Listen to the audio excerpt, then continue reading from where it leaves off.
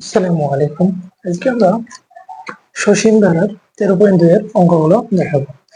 এর আগে আমরা 3টে ক্লাস নিয়েছিলাম 13.1 এর। এখন আজকে 13.2 নম্বর অঙ্কগুলো আমরা দেখবো। চলো শুরু করি।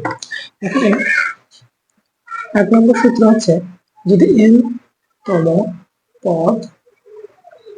পদ এ আর n-1, ঠিক আছে। এটা এখানে এ হচ্ছে সাধারণ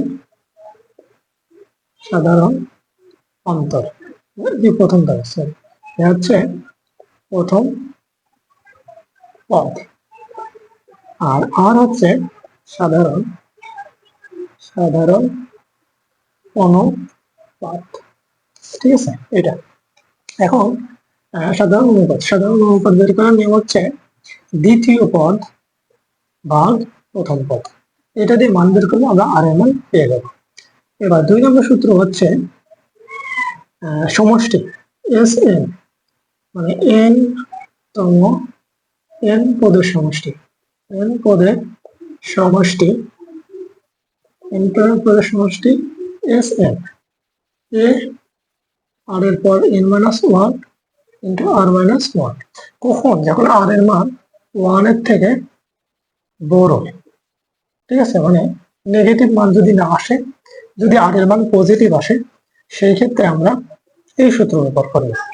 আর যদি আর এর মান নেগেটিভ আসে বা একের ছোট হয়, সমষ্টি এস এন সমান সমান, সেই ক্ষেত্রে ব্যবহার করব 1 মাইনাস আর এর পর n আর 1 মাইনাস আর, কখন? যখন আর, ঠিক আছে, মানে নেগেটিভ। আর এর থেকে এর মান কি, 1 এর মান ছোট বাকি নেগেটিভ হয়, সেই ক্ষেত্রে আমরা এই সূত্র ব্যবহার করব।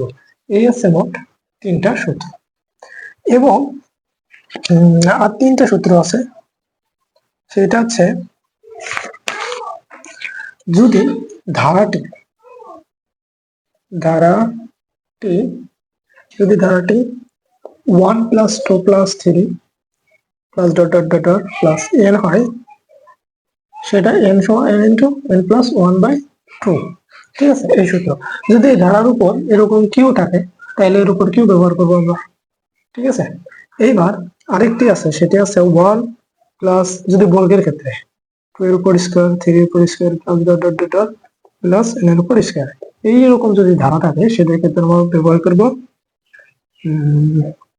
n into n plus 1 into 2n plus 1 ভাগ 6।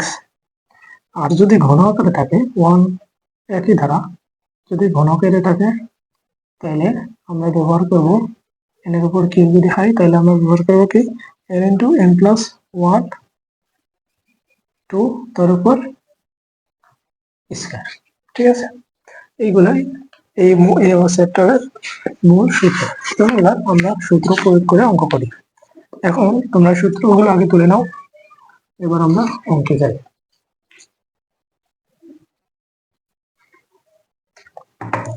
দেখো, মূল বইয়ের 2 নম্বর অঙ্ক। 2 নম্বর অঙ্ক বলতেছে 64 যোগ 32 যোগ 16 যোগ 8 ধারাটির অষ্টম পদ নির্ণয় করো, ঠিক আছে। এখন আমরা এই ধারার অষ্টম পদ বের করি। সাধারণ প্রথম পদ কত? এত। এবার সাধারণ অনুপাত আর সমান কত? দ্বিতীয় পদ ভাগ প্রথম পদ, তাহলে হাফ, ঠিক আছে। এবার প্রশ্ন মতে অষ্টমতম পদ, অষ্টম n পদের n-তম পদ কি? a আর -1, তাহলে অষ্টমতম পদ আমরা জানি এর মান কত? এর মান 64 ইন্টু হাফ তার উপর 8 মাইনাস 1, তাহলে 64 হাফ 7, এর উপর 7 করলে 64 ভাগ 128 হাফ, এটা আছে, ঠিক আছে।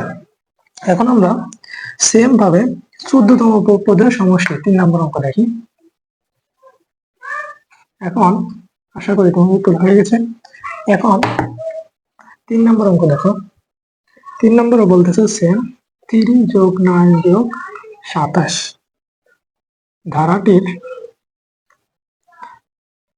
ধারাটির প্রথম 14 পদের সমষ্টি বের করতে বলতেছে। ঠিক আছে, সমষ্টি সূত্র কি? আমরা এর মান বেরি, এ আছে প্রথম পদ 3, আর আছে সাধারণ অনুপাত, তাহলে দ্বিতীয় ভাগ প্রথম 3, তাহলে এটা যদি দ্বিতীয় ভাগ প্রথম করি তাহলে হচ্ছে এখানে 3 বার যায় 3, তাহলে এটা কি লেস দেন 1, তাহলে আমরা সমষ্টি সূত্র কি বের করবো? পদের সমষ্টি ছিল এস এ আর এর পর n - 1 ইন্টু r - 1।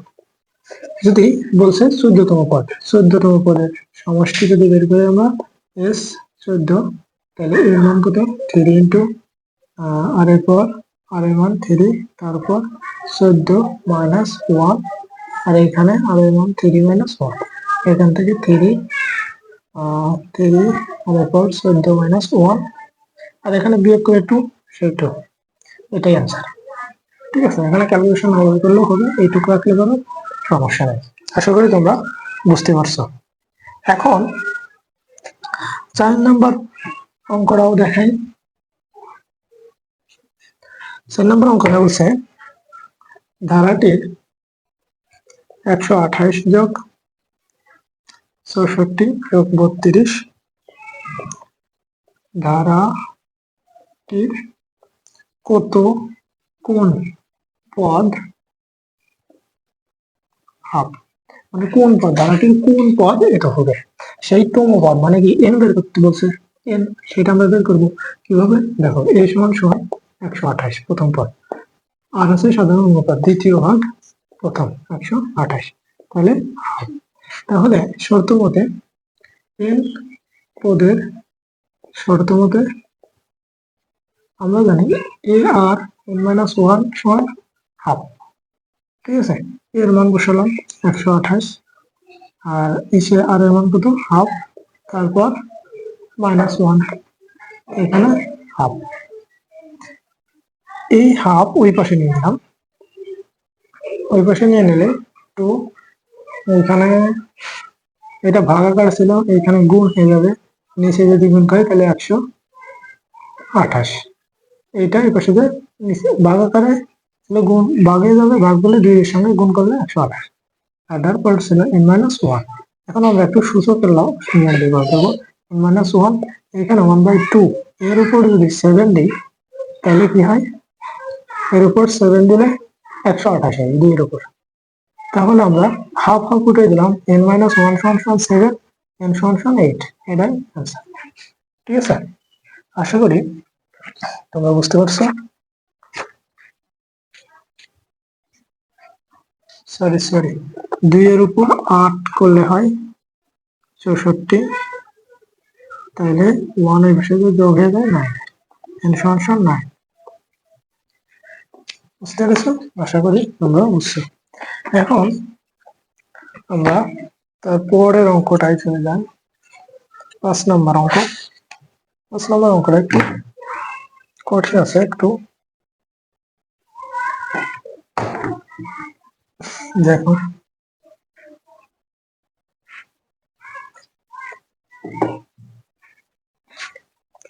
একটি গুণোত্তর ধারা পঞ্চম পদ আমরা জানি।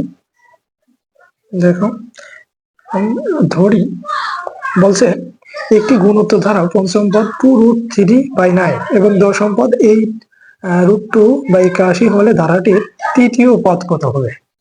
তাহলে ধরি প্রথম পদ আমাদের ধারা নির্ণয় করতে বলছে এ, আর সাধারণ অনুপাত আর, প্রথম পদ এ আর সাধারণ অনুপাত আর। তাহলে আমাদের এটা ধরছি। এখন আমরা পঞ্চম পদ, আমরা জানি n তম পদ সমান এ আর n - 1, তাহলে পঞ্চম পদ সমান সমান n into n minus 1 সমান সমান 2√3 বাই 9। পঞ্চমতম পদ যেহেতু বলছে তাহলে এ আর পঞ্চম মানে 5 minus 1 সমান সমান 2√3/9। এখানে তাহলে এ আর 4 সমান সমান 2√3/9। এখন আমরা এটাকে 1 নম্বর সমীকরণ দিলাম। সেম ভাবে দ্বিতীয়টা বলছে, দ্বিতীয় কি দশমতম পদ এত, তাহলে n তম পদ এ আর n-1 সমান সমান দশমের আছে 8√2/80। তাহলে বলছে দশমতম পদ যদি বের করি তাহলে এ আর 10-1 8√2/81, এ আর 9 8√2/81।